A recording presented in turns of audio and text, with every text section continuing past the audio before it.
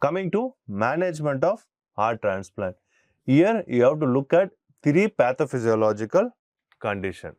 First is your preservation of the heart.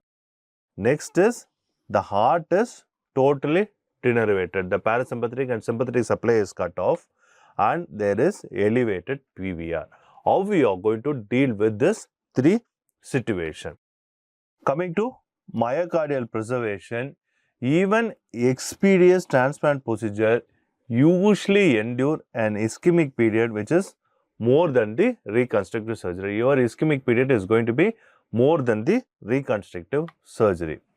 Although the infant heart is more tolerant to extended ischemia, this heart will demonstrate period of reperfusion injury. There is extended ischemia as well as reperfusion injury. So the heart is bound to have little damage. Virtually all transplanted heart require some form of pharmacological support, and in extreme cases, mechanical support may be required. Now coming to denervation. As I said earlier, your parasympathetic is not there and your sympathetic stimulation is not there. So what is going to happen? It is a denervated heart which is placed inside the recipient. Endogenous adaptive response and exogenous pharmacological agent that acts by sympathetic activation are ineffective. It is denervated. So your endogenous as well as your exogenous response is going to be ineffective. Now coming to the most important problem, which is elevated PVR. Most children present with elevated PVR even with isolated end-stage cardiomyopathy. And with this elevated PVR, it's a right ventricle which is going to fail. What is going to happen?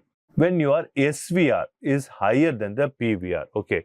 Now this side, left side pressure is higher than the right side. You have an ASD and PDA. Whenever this SVR is higher than the PVR, the blood from the left circulation goes into the right side through the ASD or through the PFO or the PDA. This is a normal phenomenon which happens when SVR is higher than the PVR. Now we are going to have an elevated PVR. The PVR is higher than the SVR. So what is going to happen? The right side pressure is more than the left side pressure and you have a PFO and a PDA. So the blood from the right side goes into the left side through the PFO and the PDA. Not only that, because of this elevated PVR, your right ventricle enlarges and pushes the septum towards the left side and causing left ventricle failure, and there is going to be tricuspid regurgitation. So by having elevated PVR, your septal deviation to the left ventricle fails, and already elevated PVR, your right ventricle is going to fail and there is going to be tricuspid regurgitation. Now coming to management. Okay, how we are going to manage this patient? Two things are there: ventilatory as well as your pharmacological intervention. The main aim is to reduce the pulmonary vascular resistance.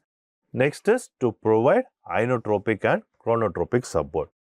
And coming to ventilatory management, here you have to see to that the lung is nicely and fully expanded. Your carbon dioxide value is in the low normal range. You have to maintain around 30 millimeter of mercury. Maximize the FiO2 so that the PVR comes down.